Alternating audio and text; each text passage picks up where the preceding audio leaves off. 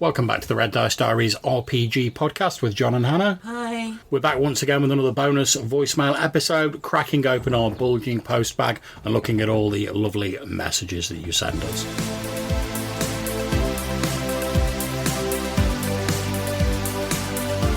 And first of all, we have a message from Joe Richter of the Hindsightless podcast. Hey there, you two. Great episode on why not to make a ginormous character background. Lots of really good points in there. I was wondering if either one of you two have ever actually had that happen.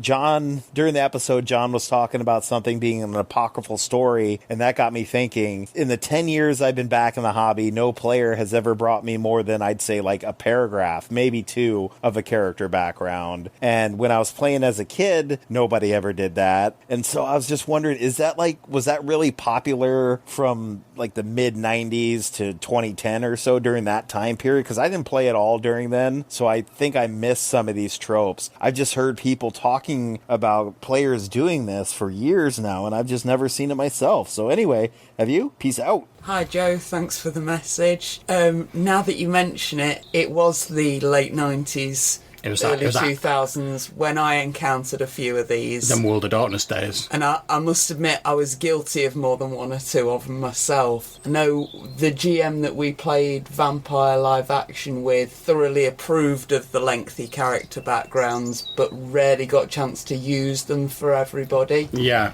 And I think that left quite a few players frustrated. I think as well there was a certain feeling, certainly amongst the players that I gamed with when it came to like, the World of Darkness and the storyteller game systems, was that you had quite a lot of like what are called backgrounds in those games, like your level of resources, your haven, stuff like that. And it almost felt like the done thing at the time that you had to have like a really detailed background to justify why you had more money than God, or you had servants or a mansion or whatever. Yeah, and I suppose to some degree when you're supposed to be playing a 200-year-old vampire, it is useful for the GM to have a vague idea what you were up to for those 200 years. But again, 5 bullet points are a lot more useful than 5 pages of writing. Yeah, and I think as Hannah was saying, certainly when we played like Mind's Eye Theatre, which is the live action version, that's like a parlour RPG. You know, you actually role play out like the meetings in Elysiums and stuff like that. A lot of the actual action of the game takes place in downtime. So because you're writing lots of downtimes and stuff like that, because this was before emails and whatever, you had to like write on a piece of paper and hand it over to the GM. So since you're already doing that writing, having a background sort of made a bit more sense in that specific type of game. And then I think probably we just carried it forward to other games, really. The other thing to consider that is that over the last 15 years there has been a big rise in places to put fan fiction. Yeah. And people talk about that sort of stuff a bit more with each other and pass those places on to each other if they like that kind of fiction. So there's like a suitable place to put it so it doesn't end up getting put into your roleplay game unnecessarily. Yeah. And I think you're absolutely right, Sweetie. There's more different outlets for that creative energy. Whereas I certainly know that sort of like early to mid 90s when I was sort of doing like live action Vampire,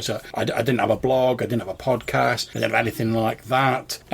So a lot of my creativity all got funneled into like my character, and I was like, I want to make this the best character in the world, and he's got to have a 200-year background and justify all the things on the sheet and the flaws and the merits and stuff like that. And yeah, probably I think part of that as well was also sort of getting carried away with like the idea of like, oh, it's this new type of system, it's different, it's all more in depth and more involved, which now when I look back at it seems a little bit silly. But obviously when I was in my teenage years I really got swept up in all that. So I think it definitely has happened, but I think you are one of the lucky people to have missed that period of role playing.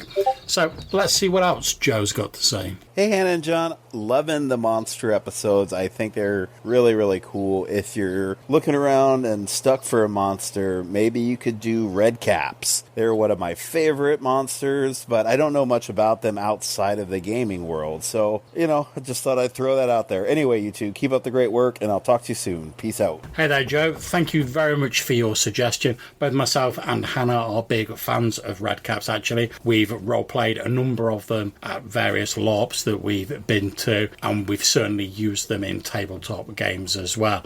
We should be doing an episode on red caps for the Friday Friend or Foe, and in fact that'll have probably come out before this episode is broadcast. So please feel free to call in and tell us what you think about it. Cheers. Okay, so thank you very much for those calls, Joe. And now we've got a couple of calls from my old mucker, Colin Green, fellow co-host of Purple Worm, and also, of course, of the legendary Spike Pit podcast. So let's see what Colin's got to say for himself. Oh man, bang on guys with the taverns. There's so much you can do there.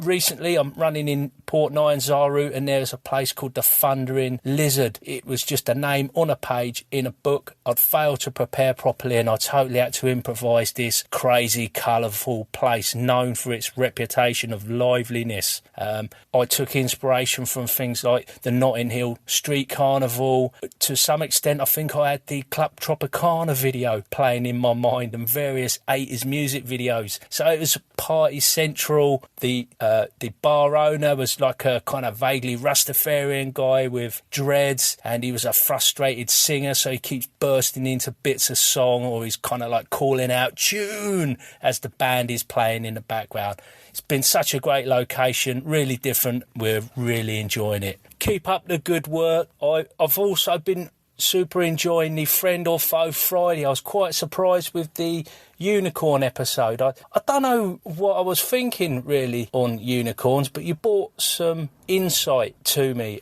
The comparison that you do with 2nd edition Monster Manual and 5th edition, I really like that idea, and the two of you kind of bouncing ideas backwards and forwards is always going to be a winner. I think getting back to the 2nd edition 5th edition thing, I think some of the deity and sort of like gods type celestial stuff was dialed back purposefully in 2nd edition because of the sort of backlash from satanic panic, but I could be wrong on that one. Take care, I'll catch you later. Hi Colin, thanks ever so much for the messages. I'm really glad you're enjoying the podcasts. I hadn't at all considered the idea that the 2nd ed Monster Manual would have been affected by the satanic panic, but you're probably right. Yeah, I mean, I suppose we tend not to think about it because we didn't really have it to the same extent. No, Spirit Games got picketed a couple of times. People pointed and laughed and then they didn't come back. That was it as far as we heard about it. You know, there'd still be kids in school going, oh, D&D, that's devil worshipping. But they weren't at the D&D club, so who cares?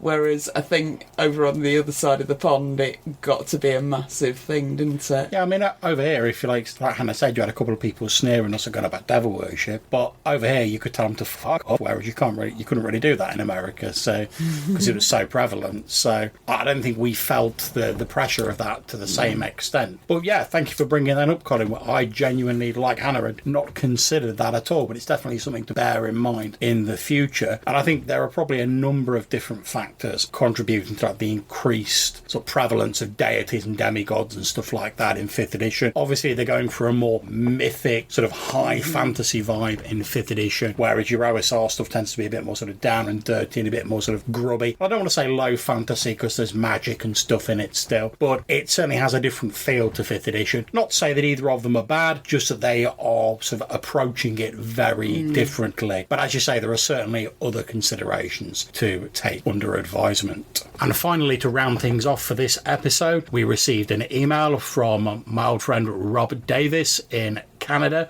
and he says, I just wanted to drop you a line saying I listened to and enjoyed this episode. I sympathise with your frustration at players who don't show up for games. So he's obviously referring to the players sort your stuff out episode. I think you have more patience than most in this regard. When a GM espouses the qualities of a good player versus a poor one, they often omit reliability. And Rob says, I'll take a player who is only mediocre at playing but reliable over one who is a good role player but unavailable half the time. And he rounds off by saying, anyway, I enjoyed the podcast and look forward to the next one. So thank you very much, Rob. Really glad you're enjoying the episode and you're listening along to them. And yeah, I agree, it can be very frustrating. And I think part of it comes from that whole sort of nonsense idea that players just turn up and play and the GM does everything else. Whereas I've always approached it with the idea that everyone getting involved in a role-playing game is responsible for the enjoyment. There's no game. Well, exactly, yeah. And everyone should be pulling together to make a game that's enjoyable for everyone rather than everything getting lumped on to the GM. So thank you very much for that email, Rob. That's it for this voicemail episode. Thank you to everyone who has got in touch with us and left us messages. If you want to get in touch with us and feature in a future show, you can leave us a message on the SpeakPipe website, link in the description, or you can send us an email to rddrpgpodcast@gmail.com. Until we see you next time, take care, stay safe, and keep gaming. Bye.